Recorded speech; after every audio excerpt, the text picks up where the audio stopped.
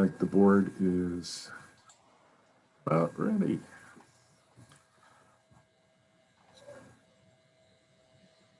Hi, guys. Hey, good morning, morning. Good morning. And she get to drink coffee with this meeting. Normally, I don't get to drink. I don't get to drink coffee with the work session and town meeting minutes or meetings. And I'll be up all Kind of night. late So I'm like, for oh, coffee. I can't have coffee with this. This works. I think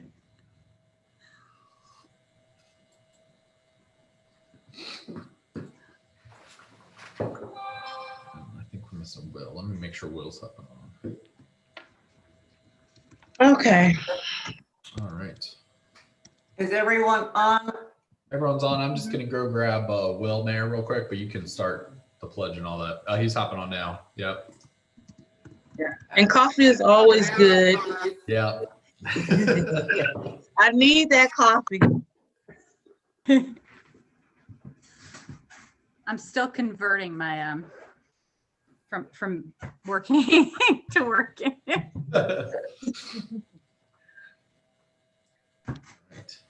Okay, everybody's on. Thank you, everybody, for coming. It is our virtual extra work session. It is for the budget. If I could get it is March 16th, 2021. It's approximately 11 o'clock. If I could get a roll call, please. Yes, Madam Mayor. President Linda Penoyer. Present. Commissioner Sarah Franklin. Here. Commissioner Janice Duckett. Here. And Dave Williams, Town Clerk, all present. Thank you. Please stand for the pledge. I pledge allegiance to the flag of the United States of America and to the republic for which it stands, one nation, under God, indivisible, with liberty and justice for all. Thank you.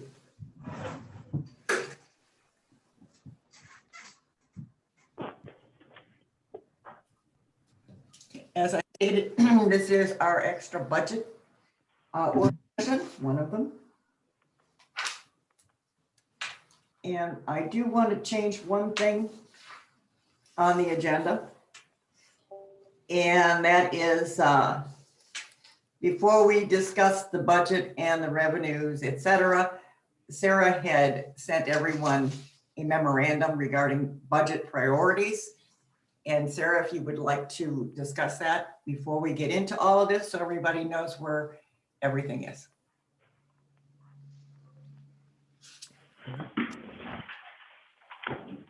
You're muted.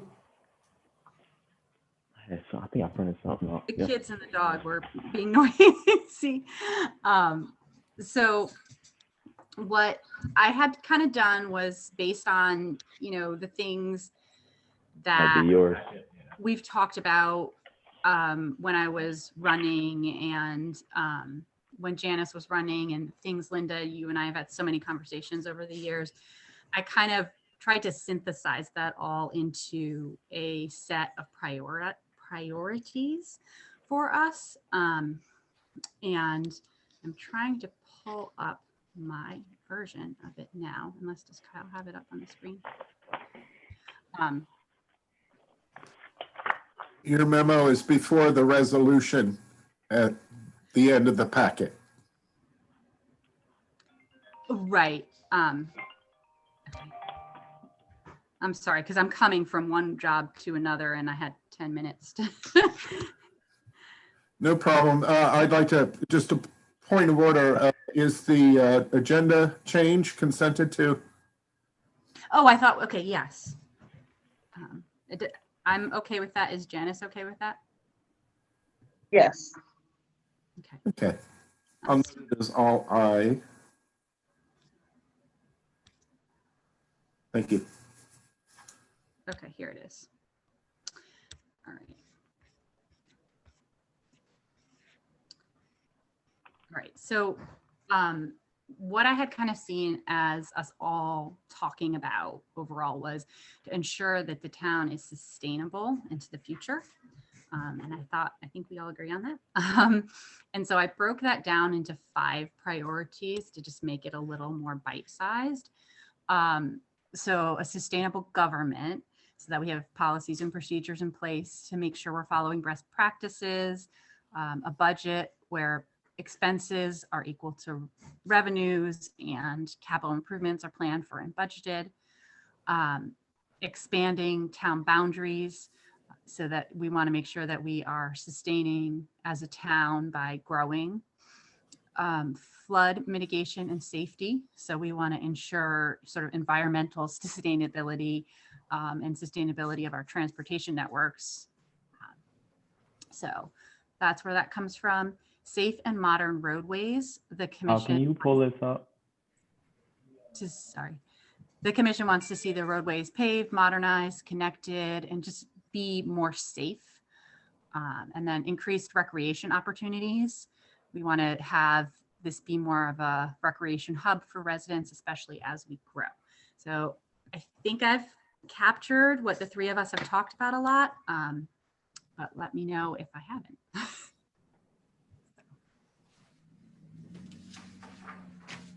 Okay, are there any questions regarding what Sarah has put forth? Keeping all this in mind, we will move forward with the budget, a review of the FY 2022 revenues. All right. Good morning, Board of Commissioners, Kyle and Dave. Okay. So I apologize. I hope, can everyone see this here, or does everyone have the packet in front of them with the revenues, the draft FY22 revenues? I'm going to take that as a yes. So well, everyone got it in the packet, Will. Okay, I just want to make sure everybody was there. So we'll go through the revenues. I think we'll probably have some more deeper conversation in certain specific areas. What I tried to do, there was some conversations last week, but what I tried to do was highlight or put a little bit of a brief detail on the side of some columns, but I can most certainly give some deeper or in-depth detail on areas that may be in question. Just going down the list, if you can look, on the left is our budget code items, our budget line item numbers. So that's how we coded them within our financial system, our QuickBooks. That second column is a description of that line item. That third column is the FY 2021 actual numbers. And then next to that is the projected or draft numbers of the FY 22 amounts as well. So we wanted to put the actual numbers so we can have some sort of an idea of where we currently land with I guess 7 or 8 months into this current fiscal year.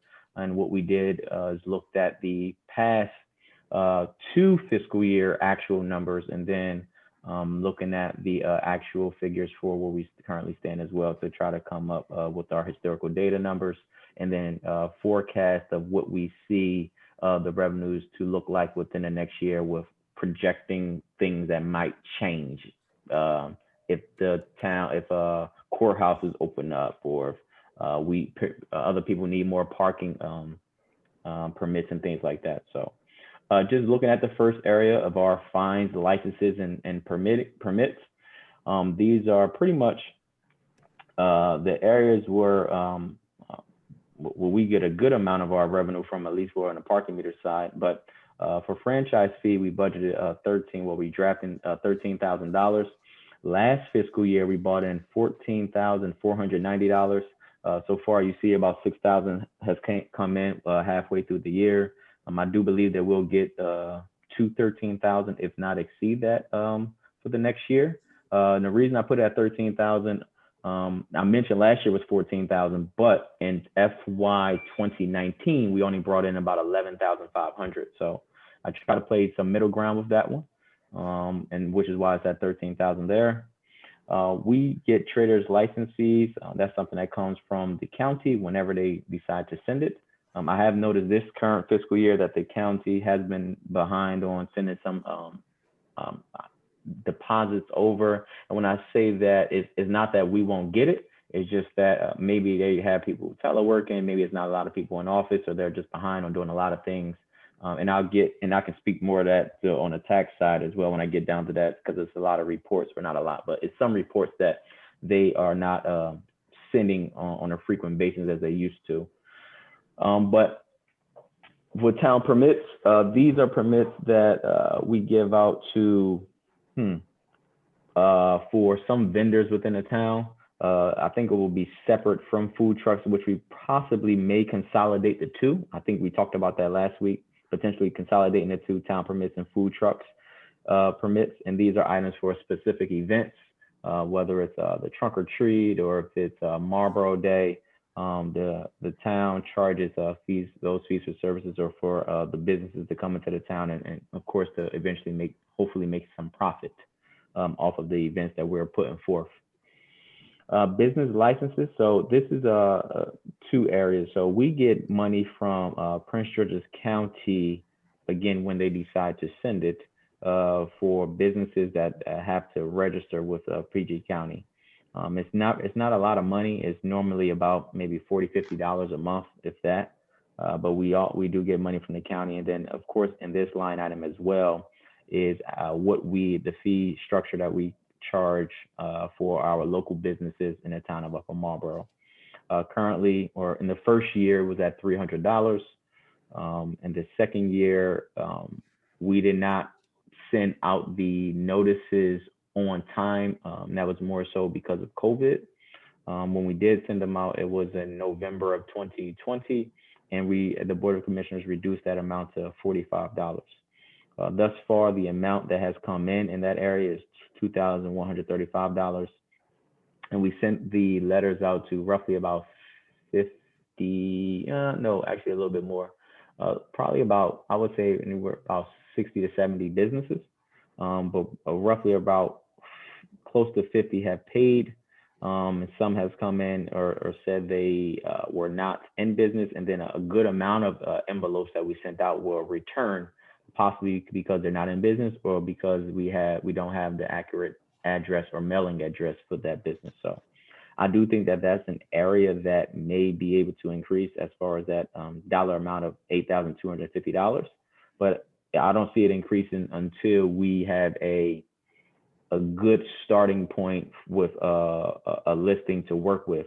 The mayor and Ms. Evelyn has done a great job in trying to get all of the businesses that they can get, but unfortunately it's ever changing, and we have tried to reach out to Prince George's County for assistance, but I don't know, or I don't believe that their ways of keeping track is as good as ours either. So that is something that has been tough to deal with, but I do think that 80 to 50 is a good number to have there, and anything that we get in excess of that is just extra gravy on top. Sorry.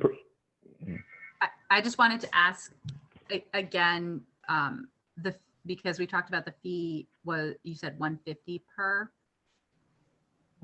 or is it the 100 per business? Well, the board hasn't decided on what that amount would be. Right. Right now, I think there was conversation that 150 might be a comfortable number. As I mentioned, I think last week or so, when I did my due diligence of trying to call some other municipalities, there was only one that was under the amount of about $125, and that was Eagle Harbor. All others were 125 and up, and honestly, they were 125 and a good amount of up.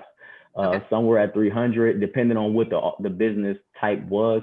Some range at $1,000, some range at $3,000, and it was more so depending on the business. So as I mentioned, I would most certainly provide that memo. And with the memo, I want to try to compare our fee structure with everybody else's fee structure. So it'll be a spreadsheet that'll show for professional services or attorney, this is what they cost, and this is what we cost it. For a lottery services, this is what they cost, and this is what we cost. So or charge. So that's what I'll most certainly do, but it did range from 125 and up. Okay. I just wanted to know for the estimate, like how, so we're thinking about that when we're thinking about the revenue estimate. And it's that's gonna be a discussion topic for next week's work session is the business Okay. licensing. But Okay. just to confirm, that's 80, this number is based off our planned $100.50 fee. That's Okay. correct. Okay. With Okay, the we'll with the discuss amount that of next responses that we've received. Okay. All right. Thank you.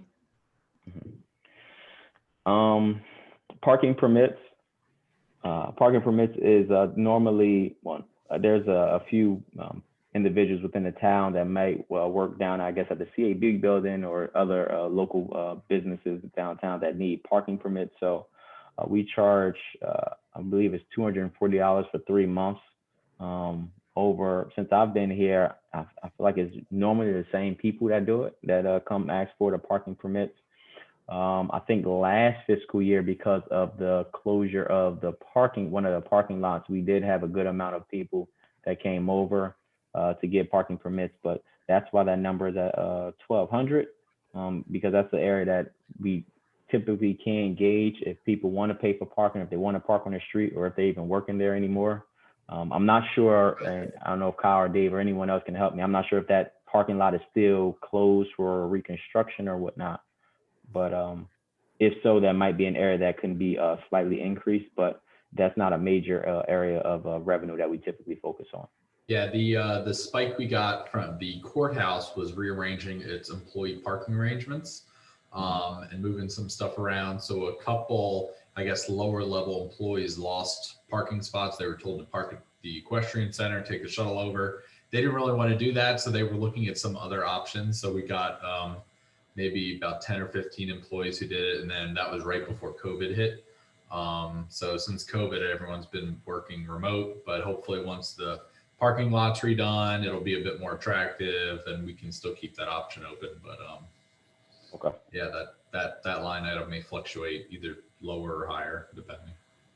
Okay. Typically that was always, those spaces were always permitted to local businesses. We had an awful lot of businesses that would rent every month or by quarter. Our last client in that category was RDA, right? No, not RDA. Whoops. No, excuse me, Free State Bonds. Free State Bonds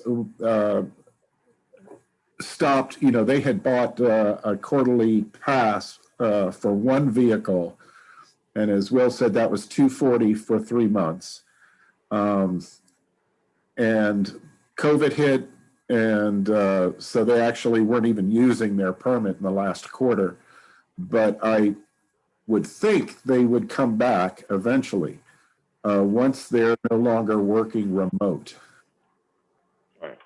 And I don't know, we a long time ago, we try to push to the businesses to make them aware that there is this, $40 a month is not a bad thing for their employees, because one, they don't have to feed a meter and pay all this out, once they get a ticket that gets flagged, et cetera, et cetera. So at certain points in time, we did have up to, 30 or so vehicles renting spots. And I know we're in kind of a holding pattern with, we don't want to push for permitting and then all of a sudden have to close it because of renovations. So is that right, Kyle? We're just kind of not pushing that whole thing. Correct. Yeah, we'll advertise it once it's redesigned and redone. We'll put some spaces. We'll put it out there for the businesses to rent spots again. But we're really not pushing it too hard because we don't want to have to find alternate. Right now, we don't have anyone using it. It's really just public parking, so people can pay for a couple hours, use the kiosk. They don't need a permit. But that we're not pushing that too hard or advertising. Once it's redone, then that'll be a different story, and we'll probably try at that point. Well, I'm going to have to reach out to Free State Bonds soon to see, because we're getting near a point where their employee or employees will return to the office. So I wanted to reach out to them and wanted to get a feel for if there's a promise of a 3-month permit ahead for them. And should we just work accordingly with the project? Or should I just tell them, don't even think about it? I would just, if they need the parking space, they'll reach out to us and we can work from that point. Maybe they're working remote or something. So I wouldn't reach out to them, and I'd let them take the first step on that. And then Okay, if they that do, sounds reasonable. yeah. Okay, we all need to bear in mind that a lot of this remote for a year has created many companies to looking at just working remote. Yeah, The bond, bail bonds is going to be one of those companies that they don't have to be here. They've done this remote for a year. Will they continue to do it remotely? All they need is a phone number. And they can do what they need to do from anywhere. yeah, the one thing is, it's like the clerk's position here.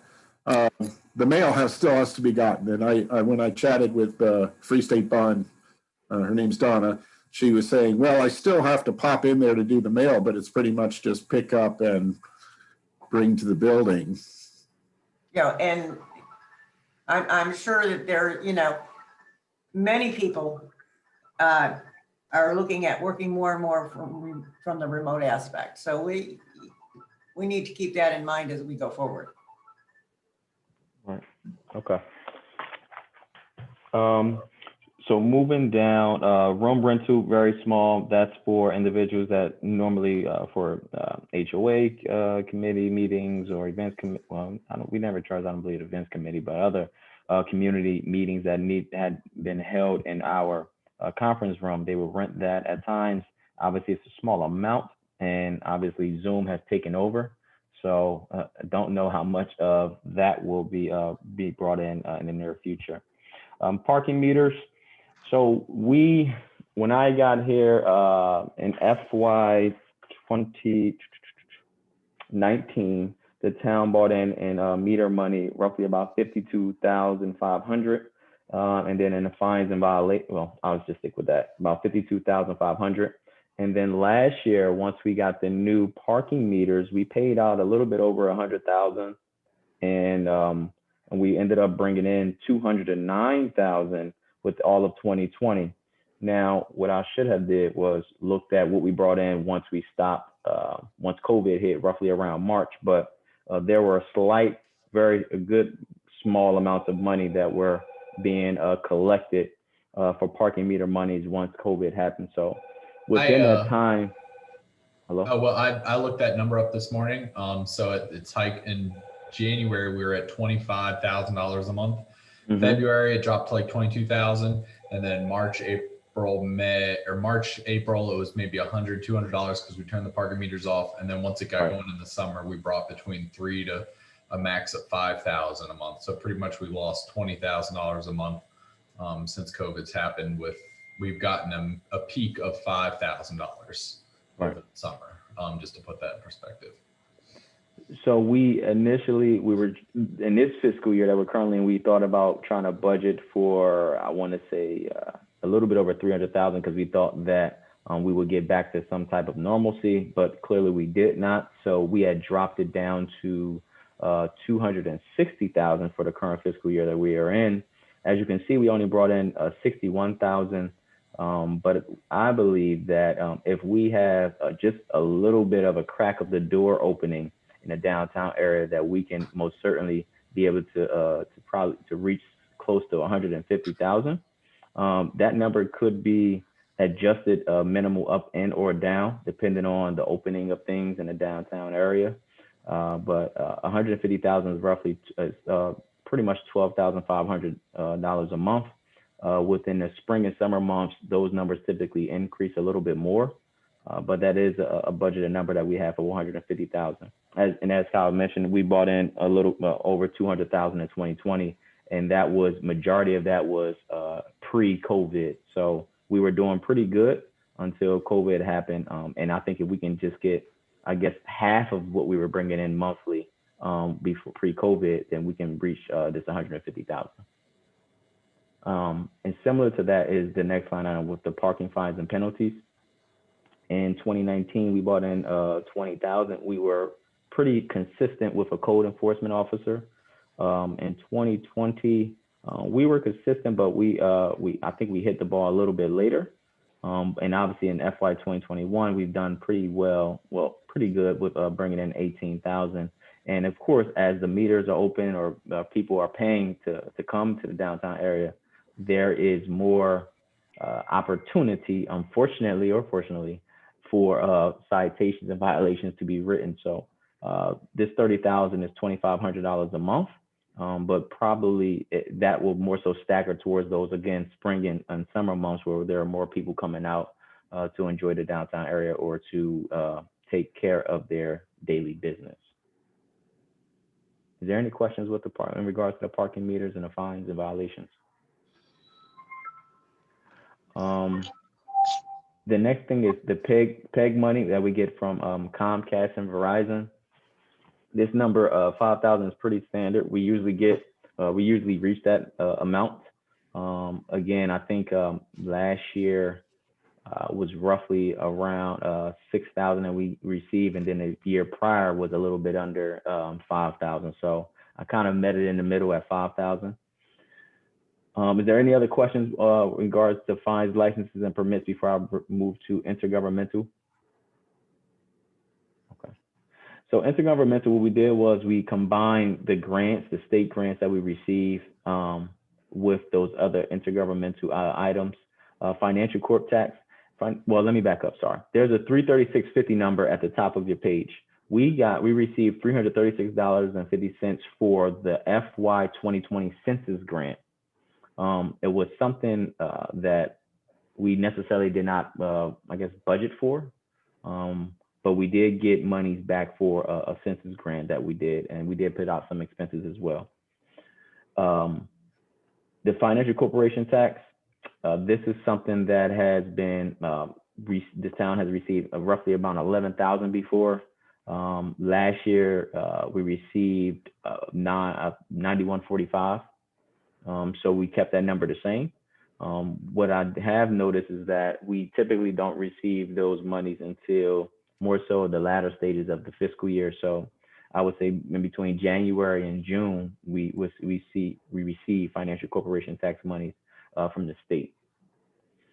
Highway user fee revenue. This is a number that 27,725 number that's drafted may change. We get the estimates or projected revenues from the state. Typically, they send these types of things in the months of March and April for budgeting season. They have not sent it to us just yet. This number, monies, as mentioned, comes from the more people drive or the vehicle taxes, the more people pay for gasoline. So that number may fluctuate during the year as well. But based off the estimations, we budget from what the state sends us, and they have not sent us anything yet. So we pretty much carried that 27,725 number over from FY 2021, what was budgeted as well. So that's been carried forward. Disposal fee rebate. So that's the rebate that we get from the county for disposal of recycle. State aid, this police state aid number of 17,317. That's a grant awarded amount that we received for FY 2021. We will be applying for this state aid grant again, of course, in FY 2022, but that dollar amount has not been approved or provided to us just yet. So that number as well has been carried forward. We get paid the deposits on this quarterly. So we receive one in January, I believe, and we won't see another one until I think either April or May, maybe. Yes, I think so. It'll be April or May. And community open space is the playground grant. Last year in FY 2021, we paid out roughly about 112,000, I believe it was, and we were reimbursed for 100,000. There's 100,000 left within the playground grant. Kyle was able to provide updates on this grant in previous meetings, so I won't step on his toes with that because I really don't know a good amount about the grant other than about the money that's coming in and going out. but I don't know where that current position is as far as, or the status of the grant just yet. But we're going to carry, right now, we're going to carry that grant forward within its budget unless otherwise has been stated that it may not come to fruition in FY 2022. Is there any questions with intergovernmental revenues? Okay, moving forward to miscellaneous revenue. As I mentioned before, in past fiscal years, the town had a good amount of money in reserve, and they had it all tied up in some form of a CD. So this number of interest monies has decreased over the years. However, we still do have about $300,000-$400,000 in CD monies that is still collecting some interest. So we kept that number there, as well as have a small amount in a money market account. $2,500 what we drafted in the budget for. The sale of property, in the past like 2 or 3 years, the town has surplus some vehicles that were not usable anymore for the town's operations. Currently, I believe we have 1 vehicle in the near future that may be surplus as well. We really don't know what that cost will be. I will say that the last vehicle that we surplus may have been a police vehicle, and I think we got roughly about $1,200 for that. So we just budgeted $1,000 for what potential revenue could come in from the surplus of that vehicle if it's surplus in that fiscal year. Town hall services, small amount of services that we provide, whether it's copies or a police report, notaries as well. We charge small fees for those items. It's not normally a lot. This number, though, 750 possibly could be decreased as well because it's a few dollars for each service. So that number may be decreased as well. Special events and donations is more so us going out to some of the local businesses or vendors that we deal with and asking for sponsorships or donations for specific events. And the reason I say that, when I first got here, we had Marlboro Day, and we even did MML, and the town put out a good amount of money for those types of things. And I think that the town should use the resources or the assets that we have with some of our local businesses and or vendors that we normally use to give back. So that's why I put the $2,500 there. I think that is most certainly attainable. And those monies should be restricted for specific events or specific uses. And then other is just other items that necessarily don't have a line item to plug in. We can plug them into the miscellaneous revenue. However, we normally don't put a good amount of money in there. There is a deposit in there for $8,000 that will be removed within the next for the next meeting. That was a refund that we received for the public works facility damage that was done in December for the rain damage. But is there any questions on the miscellaneous revenue? Okay. I had one question. It's just a little question, but the town hall services, I just wanted to know, those services, are those things where like people from the community can come in and drop off, like request copies and things like that? Is that what that is? Or request notary services? Yes, and Dave and Kyle can probably answer more of that, but yes, those are the type of services that normally the constituents or residents, or no, it's not just residents, the outsiders can come in as if they're looking for notary and receive from our employees that offer the services, or that may be in the office. Is it only notary, Kyle? Can you? It's notary, if copies, fax. We have a whole fee schedule, impound stuff. We used to give out like police reports and stuff like that as well in impound, but since we moved to the new system, they can just request those through the county, so we haven't seen as much. So Wool has brought that down a bit. I think it was a bit higher before, but 750 is a good number because we're pretty much every day people are asking for notaries and stuff like that. So that's $4 a seal. That adds up pretty quick. Yeah, and we can't change that price or raise that fee. That's stuck at $4 as per Maryland's mandate on that. Right. And we had suspended that service, but mind you, 100 notaries, $400. We don't do 100. Well, we could do 100 in a year, I'd have to look at my logs because it was going along pretty well. And for the new deputy clerk position, we really want to spend the minimal amount. What is that? $21 to get a notary license. That we should have 2 notaries in the town hall so that we can resume that service, because that seems to be out of everything, including copies and faxes. That's the number one service on that fee schedule, which is, we do have a resolution which contains a fee schedule that once we change any of these prices, that will have to be redone. Thank you. Thank you. Okay, now to the big money items. So down to the taxes, we had a conversation previously about the tax amounts. And the first area that we can look at is the real property taxes for commercial and non-commercial. So those first 2 line items, you'll see the commercial and non-commercial. For commercial, we did not have an increase. So we budgeted 100 for FY 2021. We budgeted 169,000 for commercial, and we also budgeted that amount, or drafting that amount, for the proposed budget for this fiscal year as well, with no increase. The reason we chose not to increase currently right now is because in FY 2019, FY 2020, the town did a slight increase to the business taxes as we broke it out. So it went from 0.24% to 0.52% when we broke that out in FY 2020. So they recently had a tax increase. So we decided not to tax it on the real property for commercials. Thus far this year, I apologize, you see 330 right below that. That is a combination of both commercial and non-commercial.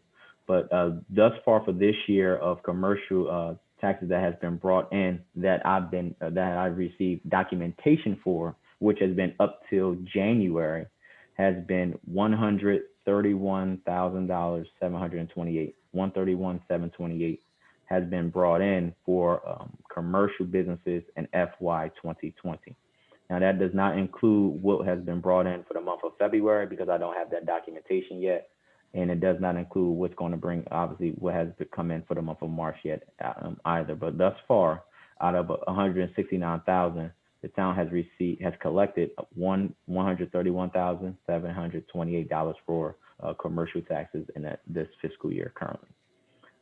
We are proposing to not increase that at the moment, but we have talked about increasing that in the near future. The next line item is non-commercial, which is our residents. You can excuse that $330,000 number. Currently, what we brought in thus far for non-residents is $129,935. Again, that does not include February and March, but we budgeted. I apologize, I can't even remember what we budgeted for. I'm gonna get you what we budgeted. We budgeted a certain amount for that, and this. I probably gonna look at my notes.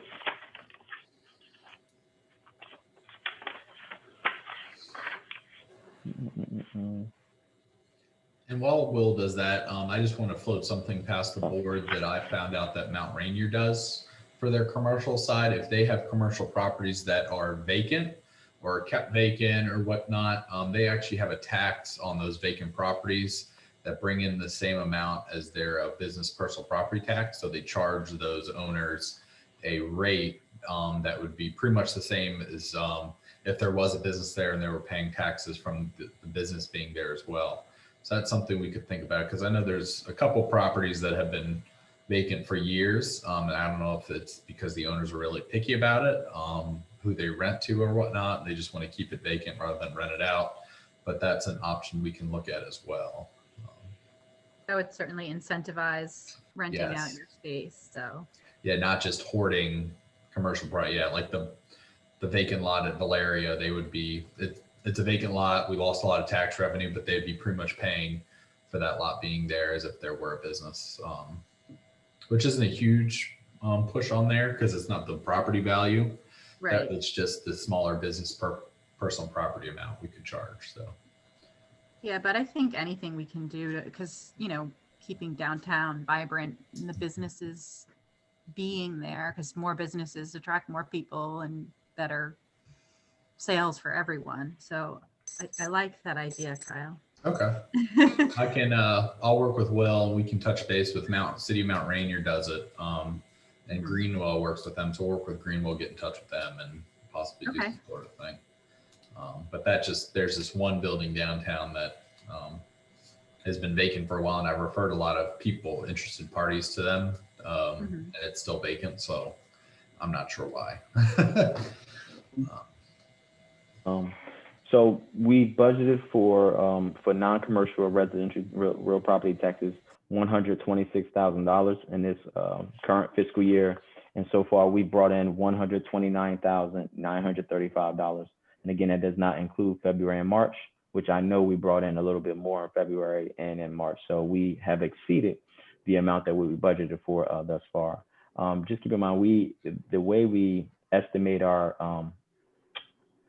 taxes, the collection or amount that we'll bring in is not only by our historical data, but also looking at the documentation or reports that SDAT provides to us on an annual basis, based off of the assessments of the property. If there's been any new assessments and changes in what they estimate that they will be able to provide or collect for the town of Upper Marlboro. So that's how we have budgeted for that.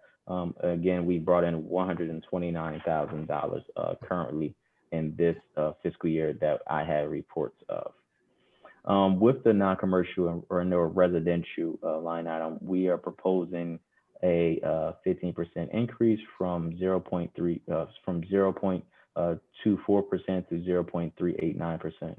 And in the past meetings, we've talked about the tax increase, well, just increasing it to what our end projected goal will be or should be, and or we should do a phased approach, maybe over 3, 4, or 5 years. This looks at this 15% increase is to increase it without the phased approach. So just increasing it to the attained goal that we're looking at.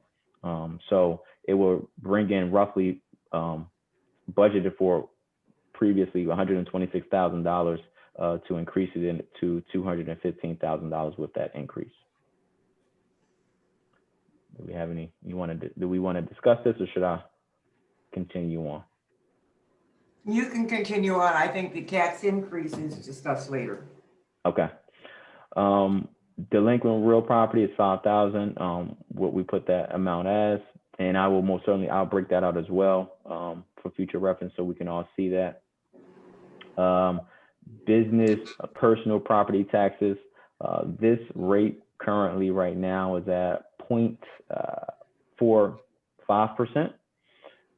It has not been increased. It's been that rate for a while now. And because we did not increase the real property taxes on the commercial side, this number for business personal property taxes, we did increase it here from 0.45% to 0.581%, which is fairly, probably slightly below average, but as you can see, it will bring in maybe an additional $5,000, which isn't much to the big budget, but it is a slight increase to the businesses. And the business personal property taxes is pretty much taxing the assets of what the businesses have. So if they have furniture or inventory or light fixtures and those types of things, that assesses what their property, their personal property value is, and sends us a bill, and we send a bill or invoice based off of their assessment rate. So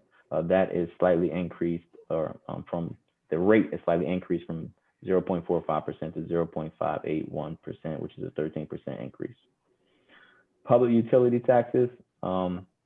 There's about 15 vendors that we send invoices to for public utility taxes. Currently, we've brought in $337,000, and currently the rate is at 0.75%. The intention is to increase this to the end goal, which is 1.25% right now. We have had conversation about potentially increasing that an additional 0.25%. potentially to 1.5%, which in my estimation or my thought process is if we want to do that, then we can. These are big utility companies or big time corporate businesses that probably will not be hurting to pay out an additional $20,000-$30,000, honestly. But this will bring in a good amount of money, roughly an additional of $200,000+ if we do increase this from the current percentage of 0.75% to 1.25%, which is a 0.75% increase from what we currently have at FY 2021. And then lastly, in taxes, is income taxes. We just gave you an idea. Currently this year, we brought in $327,000, which has exceeded the amount that we had budgeted for. We decreased the amount, a good amount. We increased the amount because of so many layoffs and unemployment that was due to COVID. Graciously, we've been able to exceed that amount that we budgeted for. And we have not seen over $300,000 in earned income taxes since the year 2016. So that area is doing pretty well right now. We hope that it continues that way.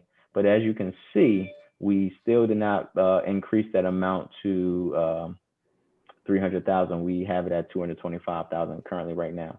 Now we have had further discussions as well about increasing that amount, possibly another $25,000-$50,000 to maybe bring it up to $275,000 as more people, I believe, are getting some employment back. But this amount, again, that what we've seen this year has not came across or has not been collected since the year of 2016. So it's some form of unusual based off of the historical data that we look at over the last 3 or 4 years, but it is a good number to look at, most certainly.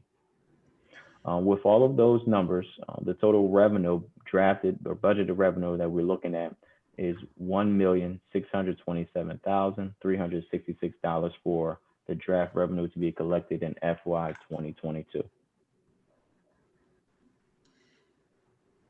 Well, I should have asked this before, but that number that we talked about with income tax, there's no chance that the same error that was happening all those years ago is happening again. There's no chance we're taking taxes from people who don't live in the.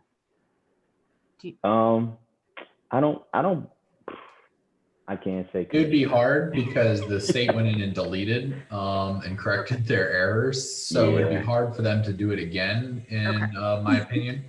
So that's not to say that it can't happen, but exactly, yeah. And if they did it again, so the states relieved it in the past. So if they've made an error again, the state could come back and just be like, keep the money that was on us, like they did before. But it's not like we're gonna have to pay anything back, especially if they do it a mistake a second time. That's just that's crazy. Crazier things have happened, but I would chalk it up to possibly just higher incomes within the town, and we're getting more stuff built, less vacancies, and new houses coming in as well. That's true. Okay. I have reached out to the Sure. We can. Sorry. No, go ahead, Commissioner. No. I have reached out to the state to get a report on earned income taxes.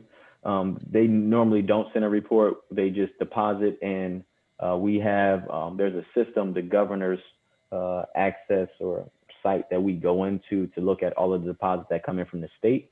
So that's the only thing they provide, but they don't typically they don't send a detailed version of earned income taxes that has been deposited.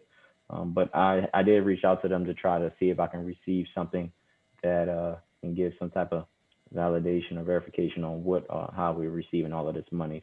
Not that I wish to send it back. However, if it's not ours, I understand what has to happen, but I would like to see what documentation they may be able to provide. Thank you.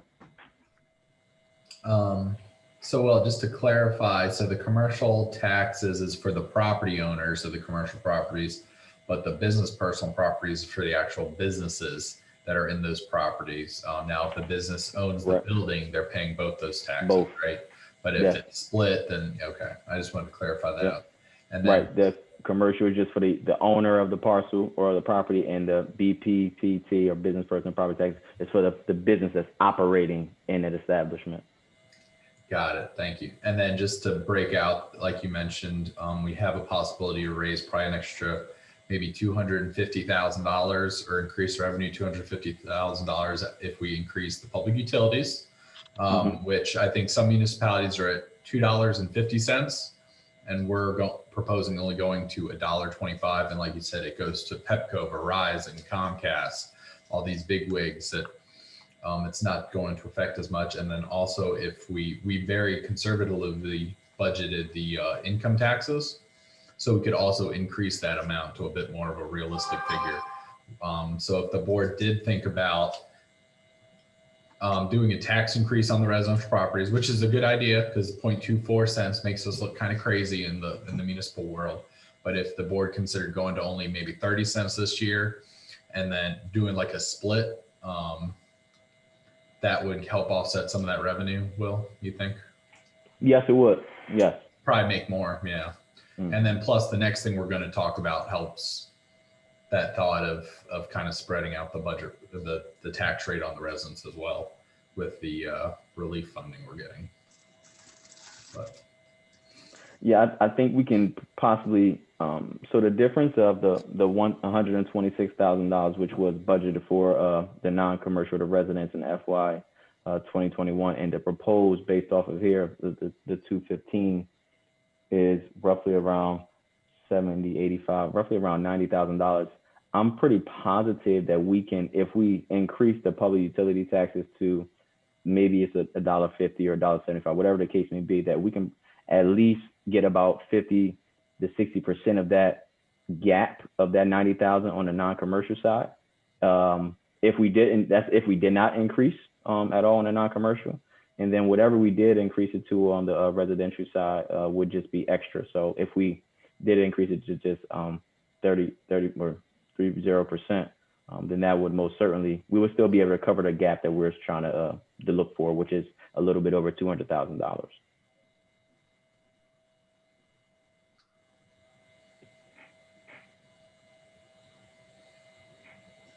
so. Are we discussing the taxes now? Well, at this point, Will, thank you for all of the information you just gave us, which is a lot. I know it took an awful lot for you to come up with all of that. Now that we know or have seen the revenue side of it, we can, 1 second here.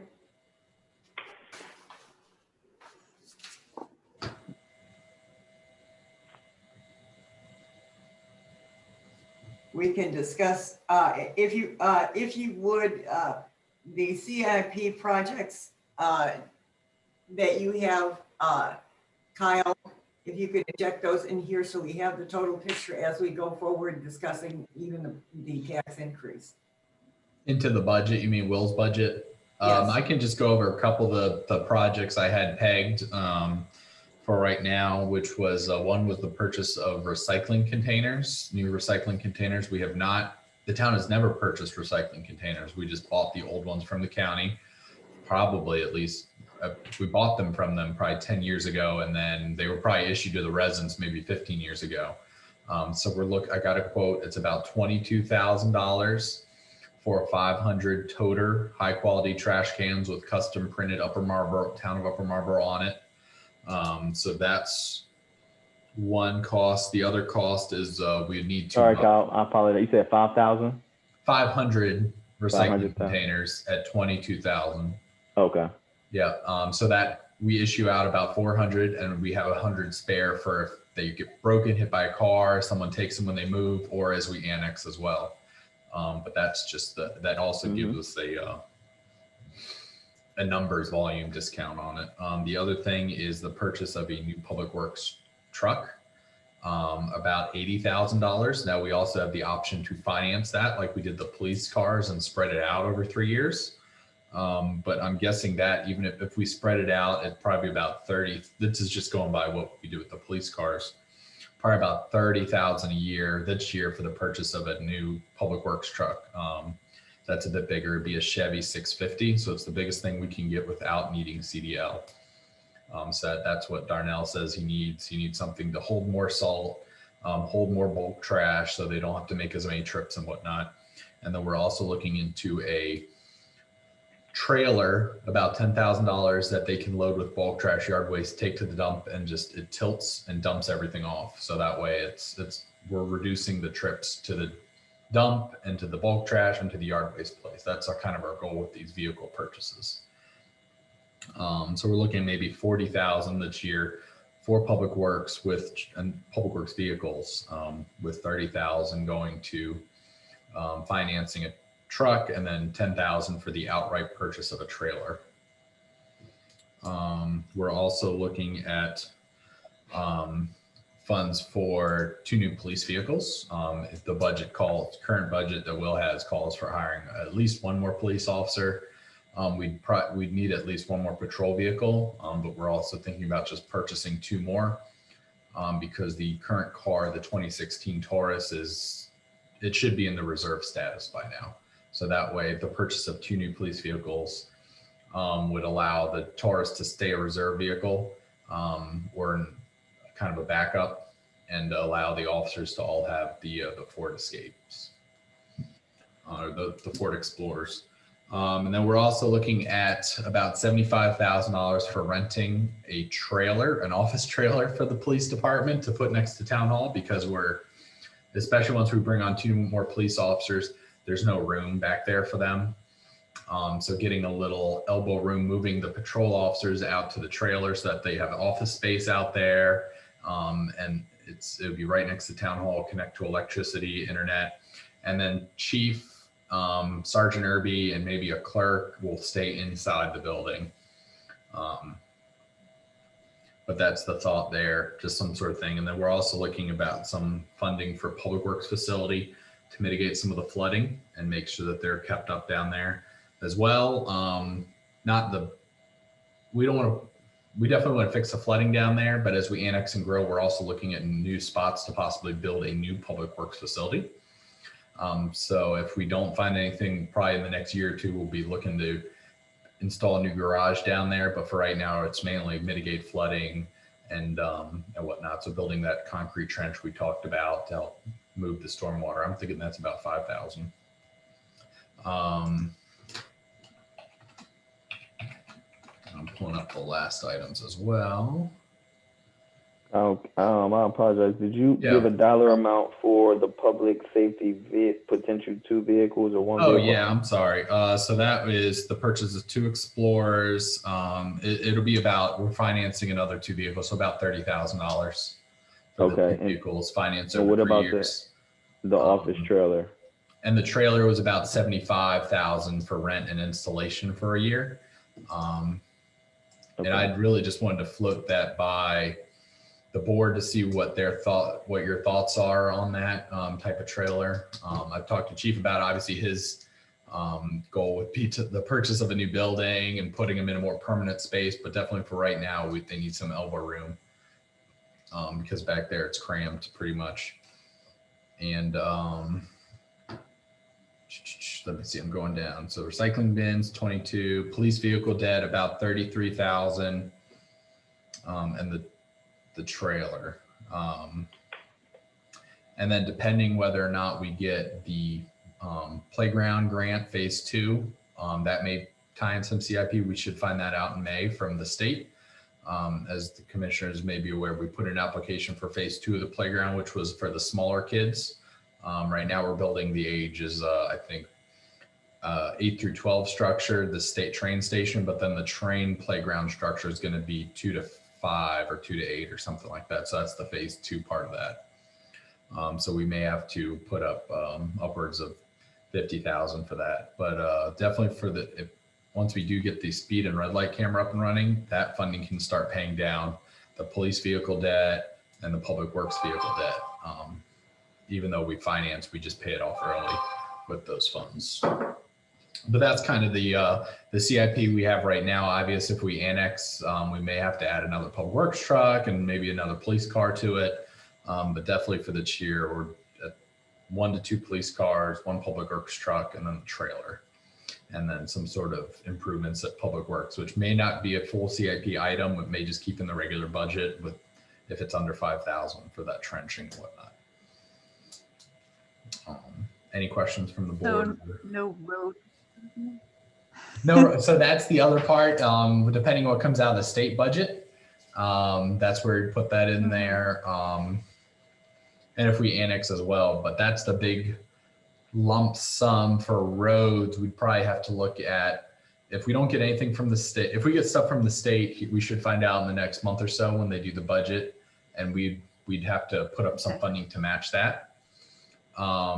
We didn't put that in there because it's not a reality yet. That's why you don't see. So this is just as of right now where we stand without annexation, without the funding from the state.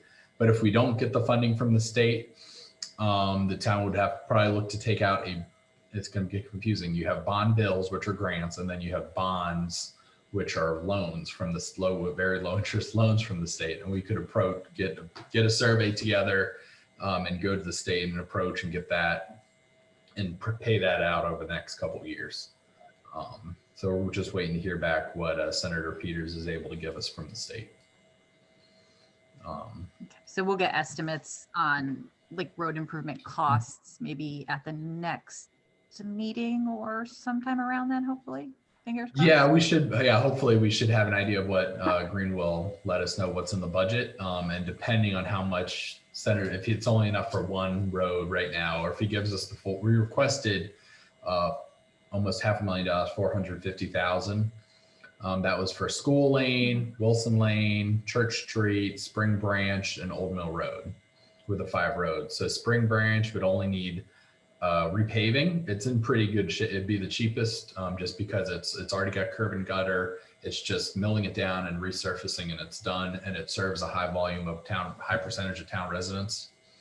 School Lane is probably going to be the more eat the most money up, because we're looking at sidewalks for School Lane. We're looking at stormwater infrastructure for School Lane, as well as road repair and repavement, because it's just been neglected for so long. There's awful stormwater management issues down there, the puddling, the flooding that you get, and then probably some speed bumps for traffic control as well. And then whatever we do to School Lane, we'll also go down Rectory, just because it just makes sense to also do that at the same time.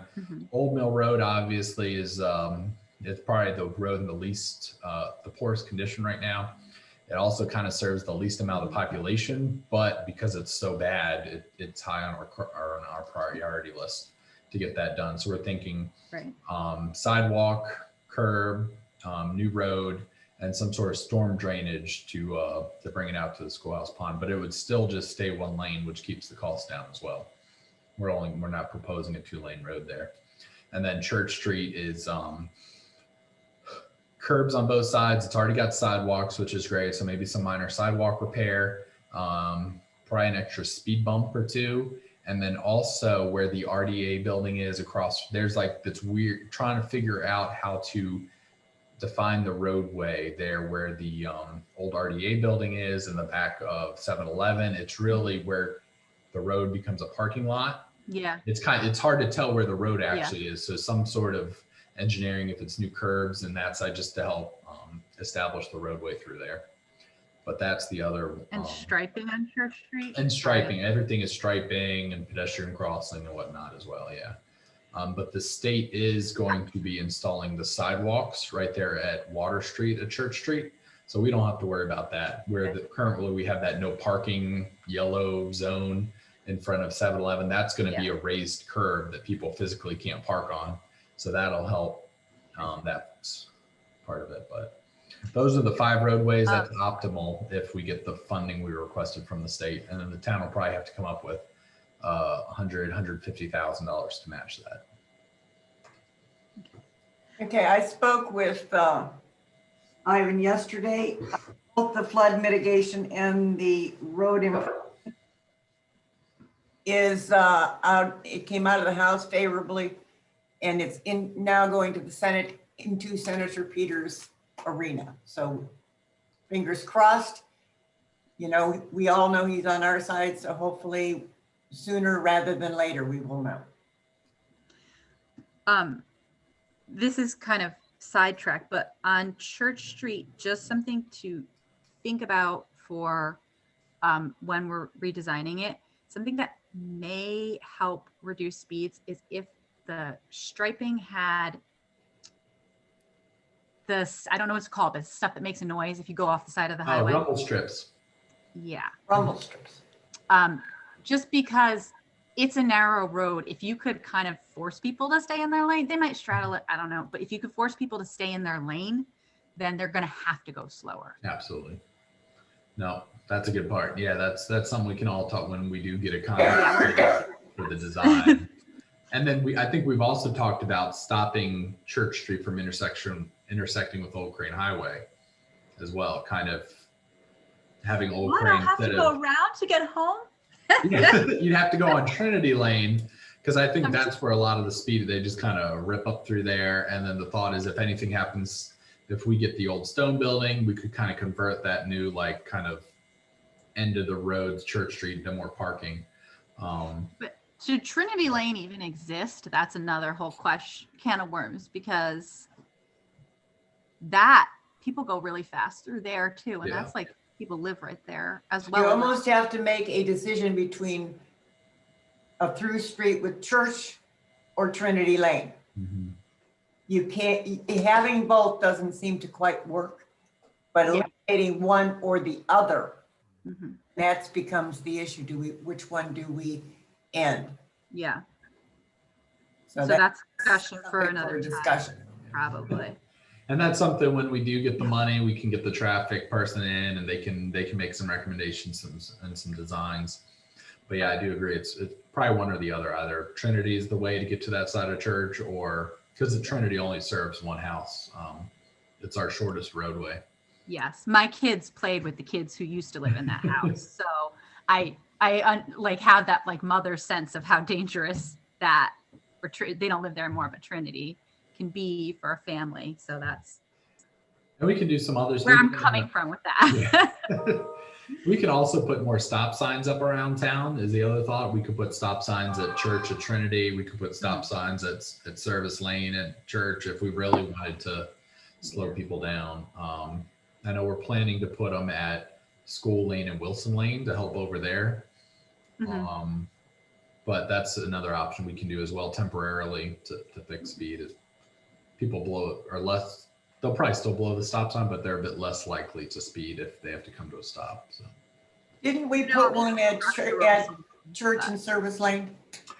Service Lane has one coming onto Church. There are none on Church Street, but we could treat it as three-way intersections and put three-way stops is always a possibility.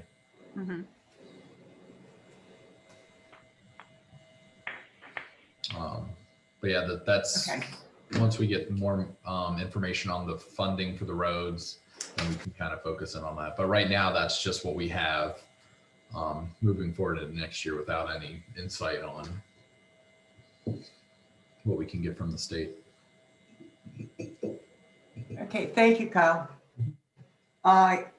Given everything we have heard and where everything stands, also looking towards the goals that we've chosen, are there any questions or discussions? Let's talk about a tax increase on the residents. Not a popular one by any stretch, which we know, but I still think it is something we need to do. How we do it is what's up for discussion. Yeah, I think most places have some kind of like regular tax increases that happen over time. Is that so? I guess I'm thinking we have to increase taxes. We have to, you know, especially given what we've seen over the last year, it's really clear that our general like operating revenue needs to be covered by taxes from, you know, taxes we can rely on instead of relying on the parking. So what I kind of was wondering is if sort of a phasing situation could help set up a government that sort of, with this government sustainability, has like a regular evaluation of the tax rate and how it's balancing or it's helping to balance the budget or not helping to balance the budget. So, because you know, I'm always thinking about like how it's going to work in the future and concerns I've heard expressed from the past. So my opinion is we should think about some kind of phasing and evaluation structure so that it's not such a, we haven't done this in forever and how can we do this kind of thing. Okay, and in doing a phased in approach, I was just looking at example 5 that Will provided, doing an increase of 5, 4, and 6. That's from his memo, Mayor. Right. That's not on the screen, it's in the packet. Oh, well, it's in his memo. I just want to, I'm sorry. I thought everyone's on the same page. 5, 4, and 6. Let's see. Are you on? So with the mayor's speaking, so example 5 shows a 3-year phased increase, with the first year of resident taxes being increased from 0.24% to 0.287. No, sorry. Current rate. That's not 5. Yeah, you were right. No, I'm right. Okay. 0.2 from 0.24% to 0.28%, which is a 5% increase. And then next year will be a 4%, then FY 2023 will be a 4% increase. And then FY 2024 will be a 6% increase. And once we get to FY 2024, at that point, we'll be at 3.089%. So the other, sorry, I'm going to like play devil's advocate to myself. So the other thing to think about is like, is this amount enough? Because when we're looking at capital improvement projects, we're looking at like things that we should have been doing almost. Do you know what I mean? And I know we've been doing them, but like we're outgrowing a brand new town hall. We need more vehicles for our staff, and we are talking about annexing. So I guess we also have to ask, like, if we annex, we're going to be charging this rate to the people we annex, and is it enough to, because we're going to have to upgrade all these services to provide for those new residents. So is the tax rate high enough to accommodate serving those residents? Because it almost seems like it hasn't been high enough to accommodate serving our residents. So that's a valid point. That's where we start looking at some of the other municipalities and what their rate are. Obviously, I always bring College Park's example. They're the lowest right after us. They don't have a police department, and they have other sources of revenue such as entertainment taxes and whatnot from the University of Maryland. But what we're kind of looking at right now is the city of Bowie model almost. Their rate is 40 cents for the residential. So we don't want to get up to 40. But they have a lot of other revenue sources as well. They have their own stormwater infrastructure and whatnot. they also have probably a higher average home value. Right. Correct. Yeah, higher home values. And that's something as we annex what they do that I really like and would like to, once we kind of get to a point where we're set, we know phase 2, 3, and 4 for annexation. When we annex a new area, we do a cost benefit analysis. It'll pretty much show what kind of services we need, the estimated tax value coming in, will that cover it? But right now we're kind of, like you said, we're struggling to kind of build up to a point. But hopefully we get to the point where kind of like the city of Bowie was, okay, we got a new neighborhood coming in. All we need to add is 3 more officers. That's or 5 more officers. That's 1 extra officer per shift to cover it. We already have most of the police department covered through existing taxes. It's just like little additions and changes that go in there. Thankfully, we don't we don't do trash collection on our own. We contract that out. So that's a cost that gets added in. We don't have to pay for the trash truck and the people. That's an added rate per household that we're able to easily calculate as well. And through a step process, that's something we we definitely need to increase taxes this year just to kind of get the residents used to it and building into it. But that's something as we evaluate, once we see red light speed cam revenues coming in, once we see any revitalization in the phase 2 and 3 that we're annexing, that could increase the commercial property values as well as stuff that goes downtown. So it's always going to be ever changing. I don't think the 0.38 will be the ceiling. That's the ceiling for this 3-year process, if that makes sure.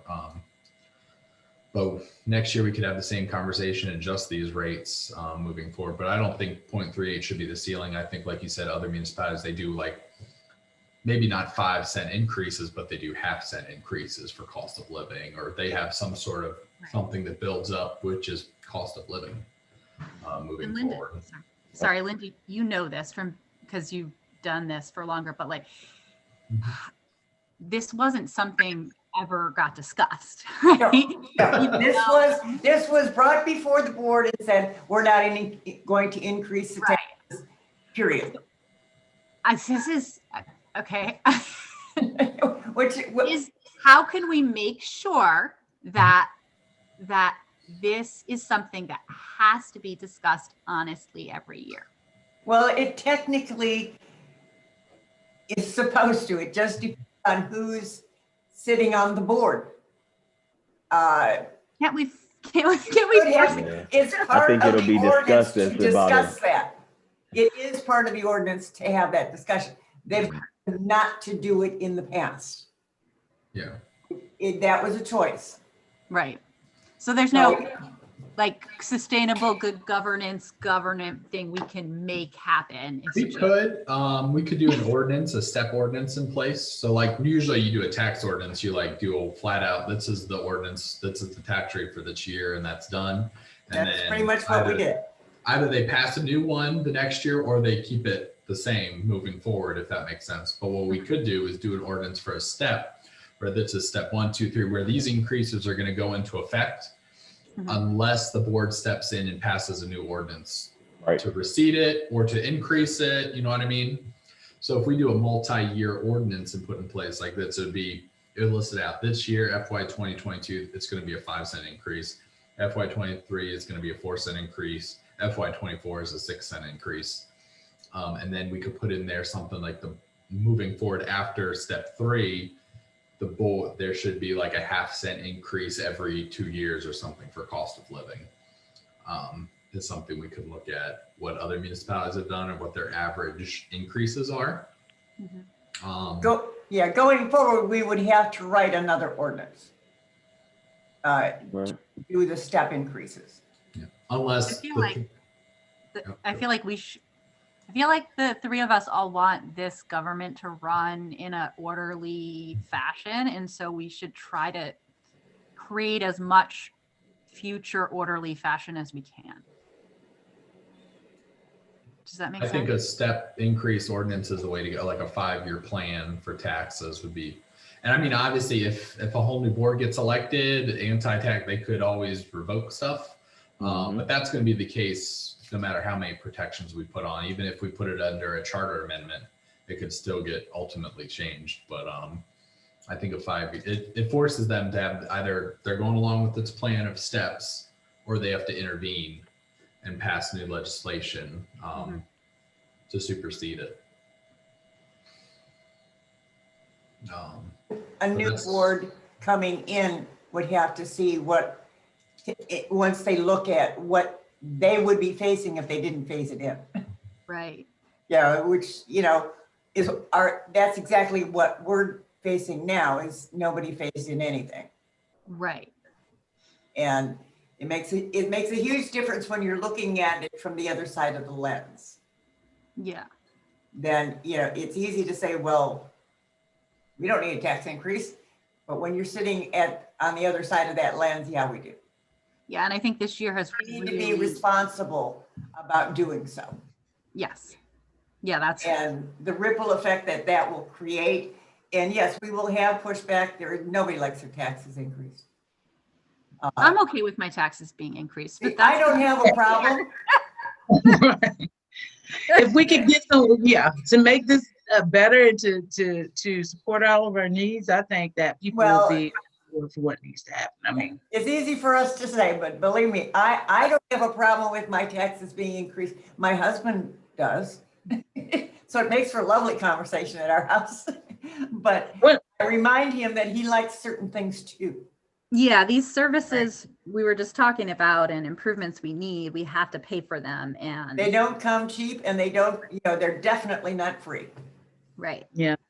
And I think when the client, when they see that these changes are happening, I think that's where you get really excited when you know that, look, finally we see some updates here in town, some things that are going to affect our neighborhoods, and it just makes this place more attractive. So, I mean, it's going to benefit everyone. Hopefully everybody sees it that way. Progress becomes a double-edged sword. It's something that people need to see. They don't want to live through, but they need to see. And the visuals of what we are capable of doing and are doing are very important. Right. Visualization goes a long way. Mm-hmm. I mean, people look at it and they see it. It's just like when the flags went up in the town. Yes. I mean, all those things, that people knew we were doing something. We were in that direction. The flags need attention, by the way. That's another whole nother. Yeah, they're approaching the some replacement time, so that's something I'm going to be talking with Darnell about. Because we have to anything we can do to let them see what is going on. They're very visual. Everybody is very visual. Yes.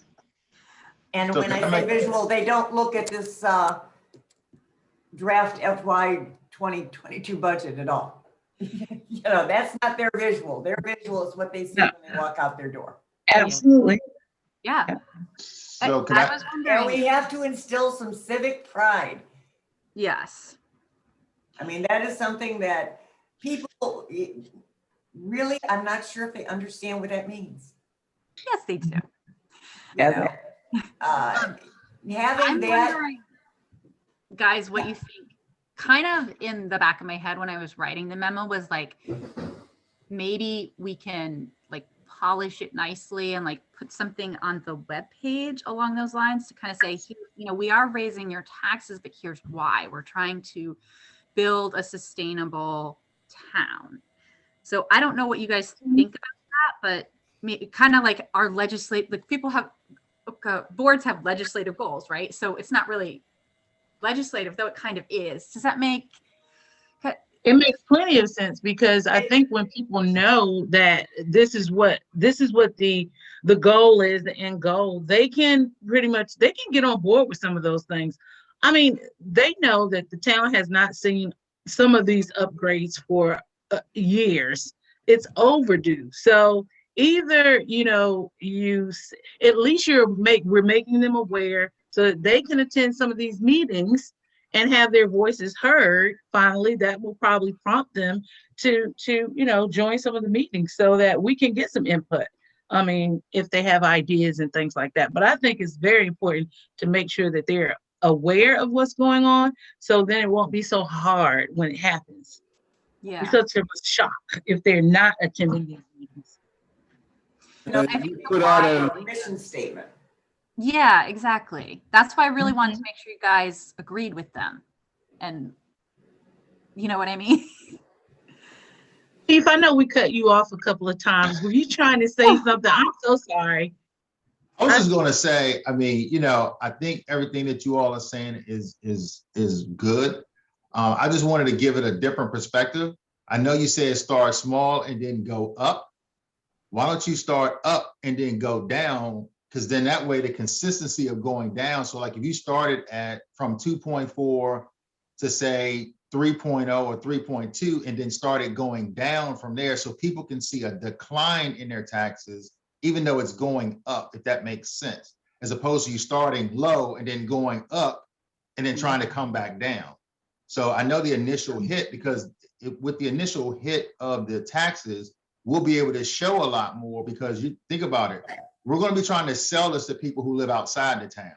So if we tell people you're coming in at 2.4, then you're going to 2.8, then you're going up to 3 point this, and then you're going to, you know, it may be easier if you started high and went down and you kept it on a downward trend across the years versus going up and then trying to come back down to try to level out, if that makes sense. You mean a high tax rate, high tax jump, and then lower it?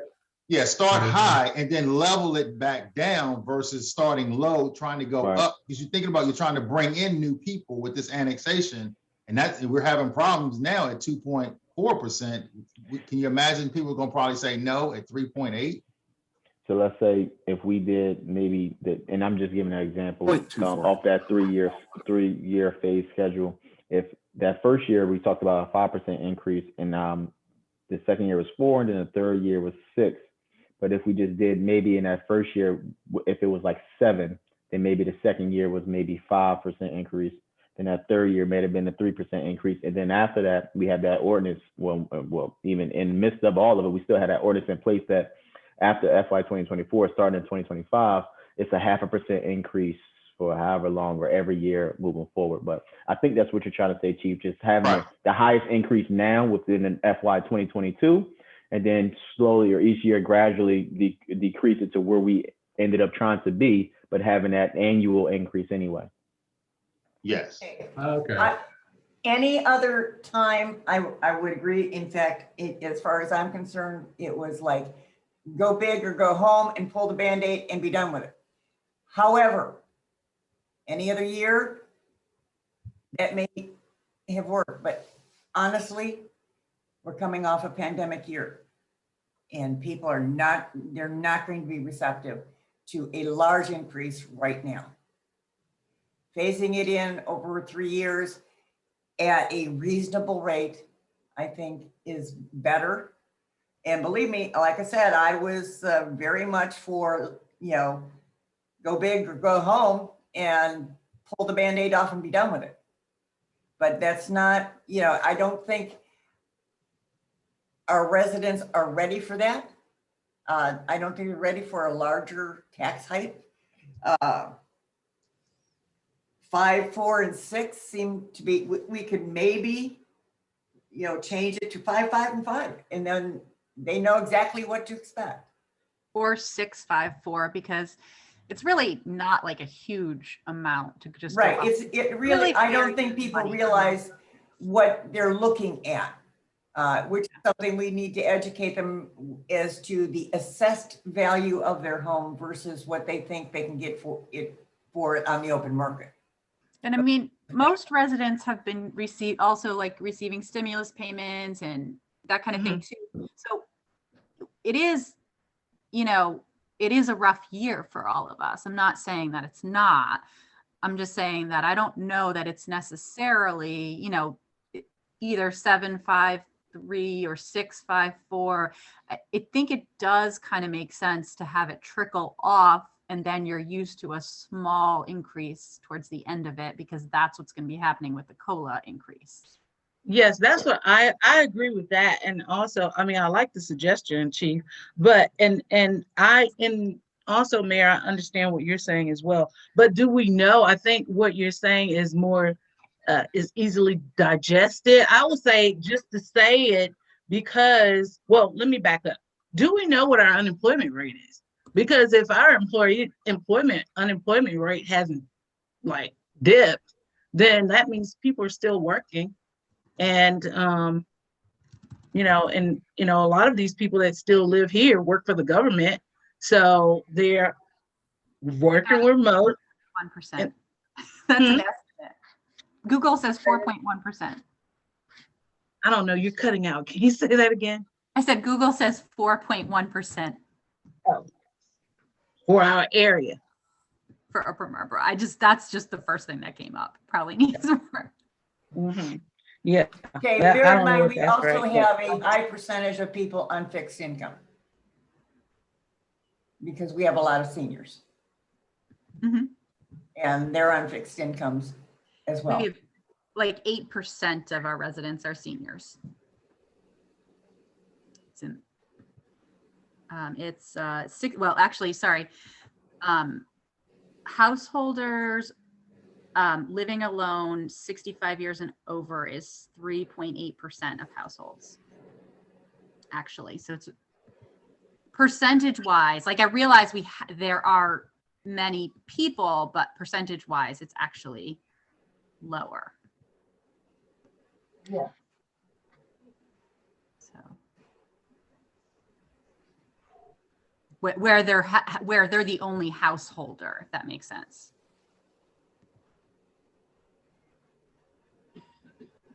Yes. So if we just did a 0.6 cent increase in FY22, it would be only a $26 difference on a $200,000 home. So that's the difference we're talking. If we go 0.06, 0.05, 0.04, and in 3 years we ultimately get the 0.38 end goal that we want, it'd only be $26 if the house is worth $200,000. So it's that was what you're talking about, Chief, right? You're going 0.06 instead of doing 5, 4, and 6. Do 6, 5, 4.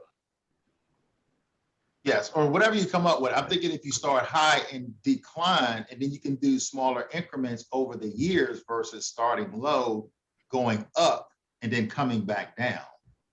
But that was just a thought. I mean, And yeah, and honestly, 0.06 is way less than just jumping straight to 0.38, like is currently put in the budget as it stands now. Yeah. I mean, So if the board wishes, Will and I can work with the accountant firm to get a ordinance drafted with that type of language, the steps, the tax steps, and put some sort of presentation before the public. And are we agreed on 654? I think it's a balance between what you were saying and going all the way. Does everyone feel good about it? As good as you can about raising? Janice, how do you feel on that? I do. Yeah, I'm on board with that. I think it has to happen. I think I would prefer to see it that way and know that in the future there's going to be a decline. And I think everyone knows that it's been tough on all of us, but I think everyone they'll eventually see and understand, especially when they know what we have to the challenges that we have ahead with the annexation and everything else that's coming our way. I think we're going to need this to support all of those efforts. And so just according to the timeline we talked about, the public comment for town tax rate was at the April town meeting. So I can work with Will to get some sort of presentations. I think Will was going to do a presentation then anyways. Or no, you were going to do the presentation of the entire budget in May. Yeah, the entire budget. We can do a tax presentation in April. Okay. If that works. I think that makes sense because people are going to want to talk about that specifically, and we don't want that to get eaten or the budget to get eaten by that. Right. So what date was when we said we would do the tax rates? Yeah, the April town meeting will. Yeah, so that'll be the end date. But we have it in our budget schedule. We have the board talking about it as well. Right. Next week's test. So it'll still be a line item. We can kind of anything Will comes up with, or we can kind of give the board a update on next week. But I think we've covered the bulk of it tonight. So just to make sure, rearrange the increases to be 654. Right. Am I right? Correct. Okay. And then what about after that in the ordinance that you're talking about, Kyle? Yeah, then after the 3-year, then talk about the small 0.5% COLA cost of living increases. Which we don't have to come up with those numbers now. I think as long as the budget refers something to that. Yeah. Mhm. Okay. Are there any other questions or anything else someone wants to discuss? I think- Yes, I have a question. Yes. So I know we spoke about residential, but are we okay, or do we think anything needs to be adjusted on the commercial side and or public utility or business personal property taxes? I think on public utility, I know we talked about increasing it. I think we should. Okay. Yes. I think Commercial. that's one area that we can just go ahead and increase. In fact, you're going in your model, it says 1.25. Yes. If Yeah. we could go up to even 1.75. Okay. I'll get Kyle would those like to go numbers. to 2. Oh, that could be something we phase in as well. I would say go at least 1.5 this year and then come up to maybe even up to $2 in 3 years. Can we just But make that part of the same tax Mhm. ordinance we're talking about? correct, yeah, we usually just do the one tax ordinance for all rates. So we can put that in there, but So If Kyle and Will say 1.5, then I'm good with 1.5 on that. Agreed. okay.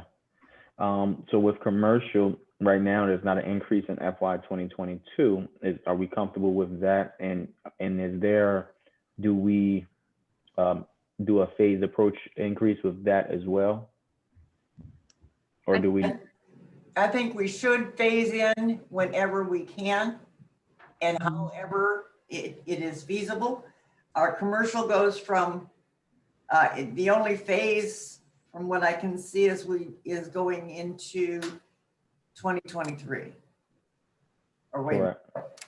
we're going Yes, to You're right. 5/7, and then after 2023, it stops. Right. Same in 2024. should it have a COLA to it as well, though? Should all the taxes have a COLA increase happening on a regular basis? We can have that. I just want to make sure that when I'm presenting in April, that I have everything that I need, or I'm speaking about everything that needs to be on the presentation. Yeah. Yeah. I think we should really consider this vacant business tax rate Kyle mentioned, because it doesn't just bring in money that we need, but it helps revitalize downtown by creating an incentive to lease to a business. Now, if you're really bent on having your place vacant, you're going to pay it and maybe you have the money to, but at least incentivizing renting your space out. yeah, exactly. That's pretty much the goal of it. When I was just reading through what Mount Rainier does, They have this problem. They have a lot more commercials. So it nets out zero to the town, because if there's a business there, they make as much money as if it's vacant, based on the business personal property. But it incentivizes if a property, and we can put it, if a property is vacant for 6 months or like maybe a year, it's not so bad. But a property that's been vacant over a year, that's. I would say vacant in your tax year. You know what I mean? Yeah. Okay, one thing we do need to consider, for example, the Valaria property at the corner. They were going ahead and then COVID came on board. So that put a screeching halt. They're starting again. Do we really want to penalize somebody because that is a vacant property and they're building a building? Maybe we can have some kind of active construction clause. You know, if they're actively, I mean, that's through no fault of their own that it's vacant. Well, hopefully we're not having pandemics frequently. Every 100 years. Yeah, well, we aren't supposed to flood, but every 100 years either. You know, that's true. That's climate change. But I think if somebody is actively working on that issue, I don't think it's right for us to say we're going to tax you until you get your building built. Now, Other buildings I see around town that have been empty forever. Mhm. That's another story. It may be an incentive for the owner to push a little harder to put somebody in there. Mhm. We also have to be careful what we wish for. Yeah. Yeah, I think we can easily put in a active construction element. You know, we need to take that into consideration. But can that be part of Will's presentation? Do we all agree it's a good idea for it being part of Will's presentation in April?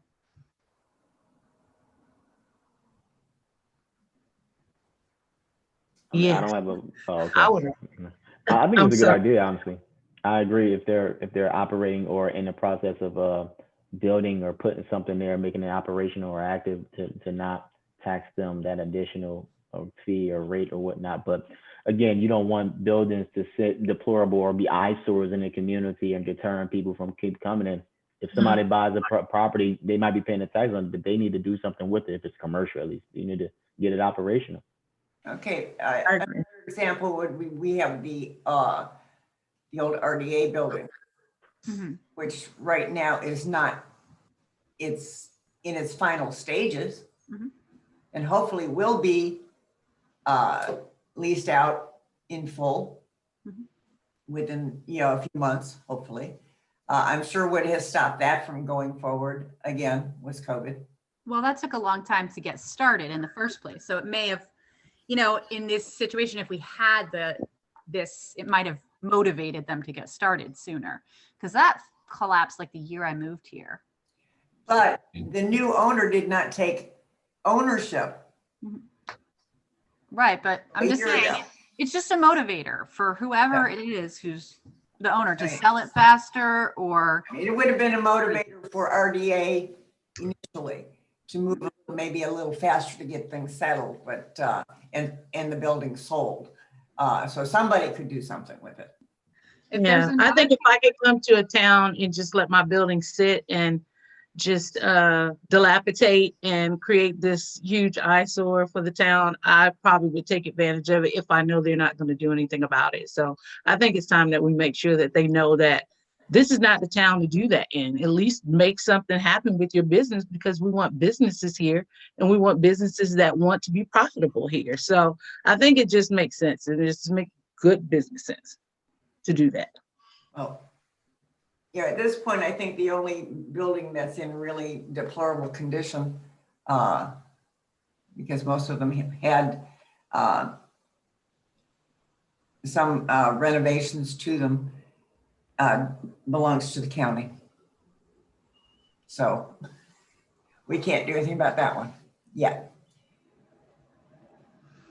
But Yeah, I'll work with, I'll reach out to the city of Mount Rainier and get their legislation may have a lot of the concern, like construction stuff or an appeals process to go to the board or something like that. So I'll see what their language is, tweak it for the town, and get it for hopefully before you guys soon for consideration. Yeah, I think we need a little bit more research before it becomes part of Will's presentation. can he bring it up as something in fact, I don't want to bring something like then, we talked about taxes and now we're adding this other thing. Maybe it's not going to be ready to be part of the presentation, but maybe he can mention that this is something we're working on, so people have an opportunity to speak on it. Is kind of where I'm going with that. My guess is that particular item probably would not go into this year's budget at all. It would go in, it would be something we might add later. Okay. Oh, we can do that. That's right. Yeah. We can do that at any time. Yeah. Put it into this as a line item right now, I don't think it's necessary. But we can add that after we have enough information and how we want to do it, and we run it past our attorney as well.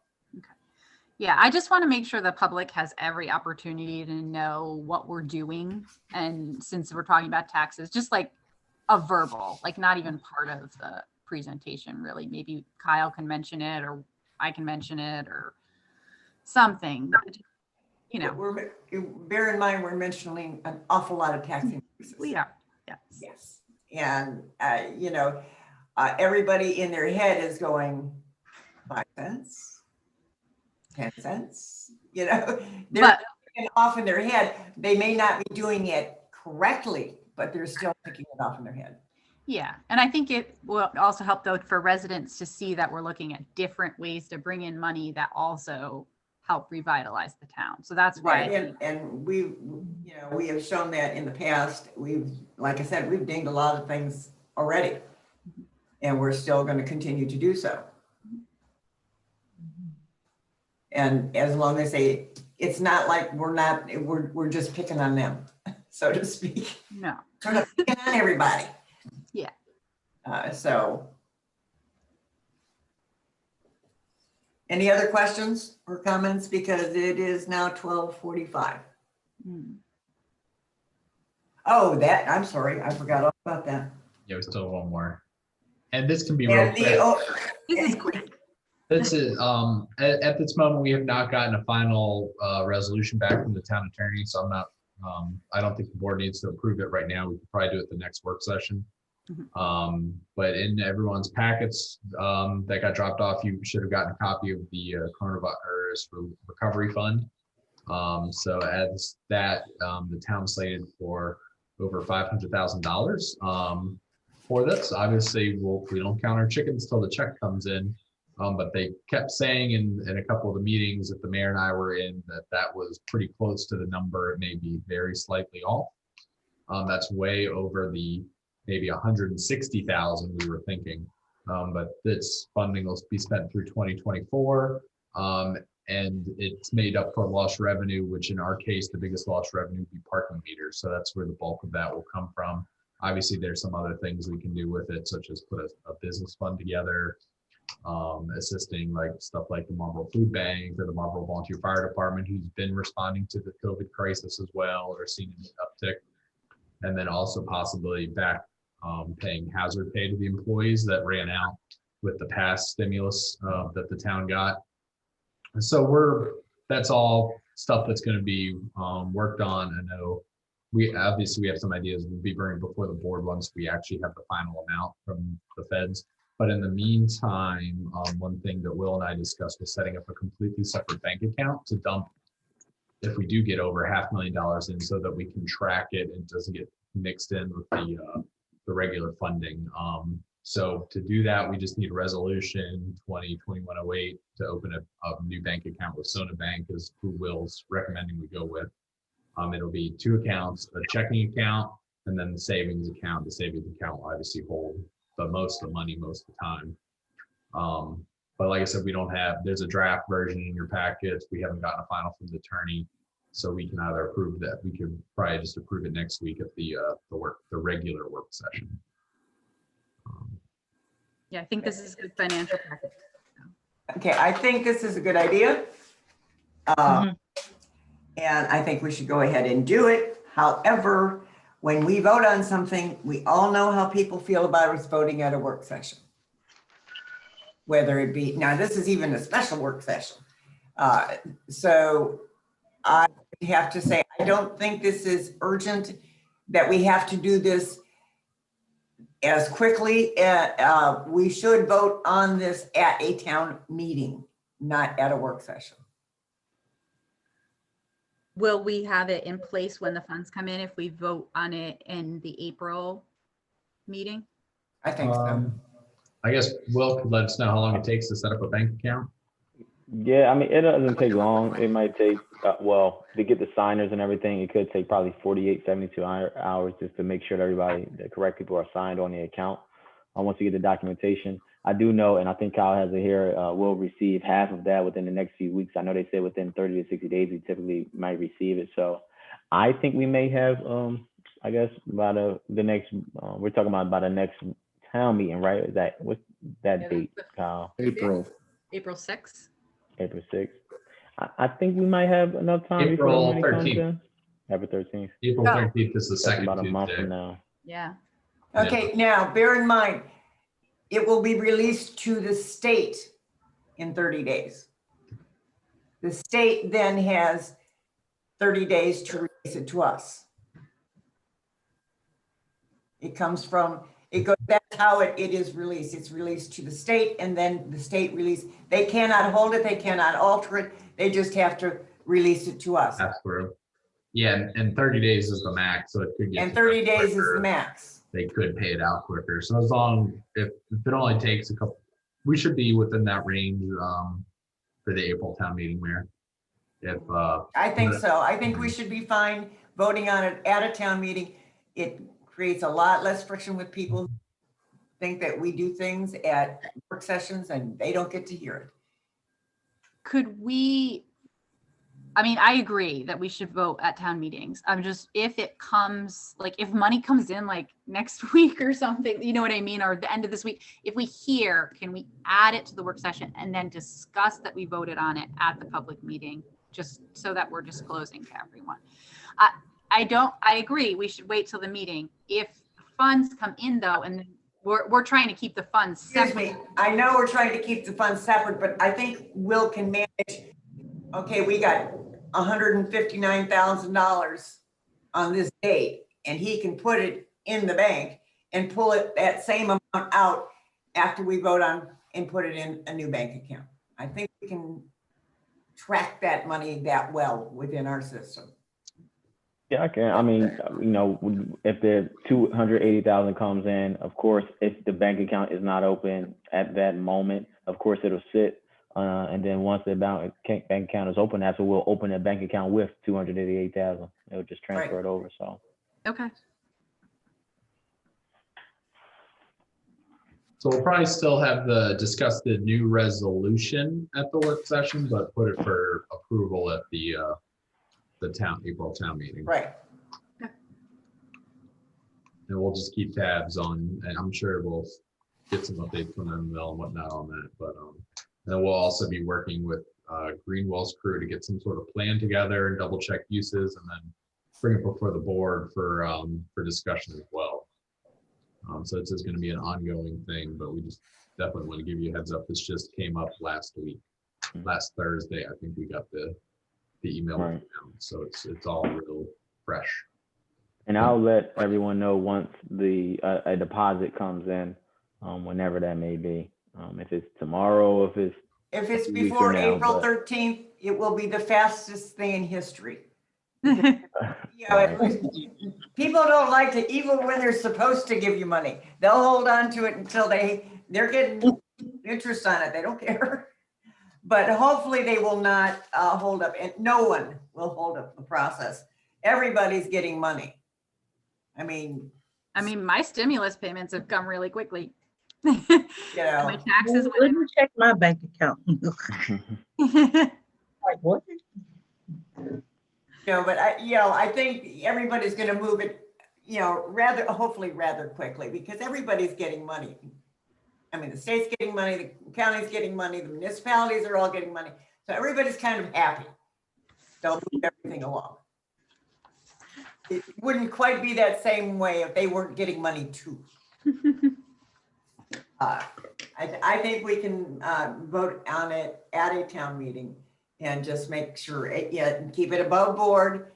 That way no one can say, you didn't tell us about this. So, Nope. Yeah, makes for a little less friction with some of our residents. Anyway, it is now 12:53, and we can adjourn. And I thank you so much. And when is our next one? Next Tuesday, 7 p.m. That's is the regular work session. Work session. But when is our next budget work session? The next budget work session is the next third. I sent calendar invites to everyone. It should be April Pretty sure it's the 20th. the 20th at 11 a.m. That's going to be discussing revenue or the expenditures. So we'll have Chief and Mr. Darnell Bond there, and obviously I can talk about the general government, but the expenditures in each of the departments, and that's a chance for to talk to them about that. Okay. So if anything comes up, feel free to contact us and let us know if you have any other questions, or if we can be of any, answer any questions that, come up after you digested all of this as well. I know it was a lot to digest today, and we did get a lot accomplished. So I thank you, and everybody enjoy the rest of their afternoon. Have a good day, everybody. Thank you. Thank you. Bye-bye. The Take care. 12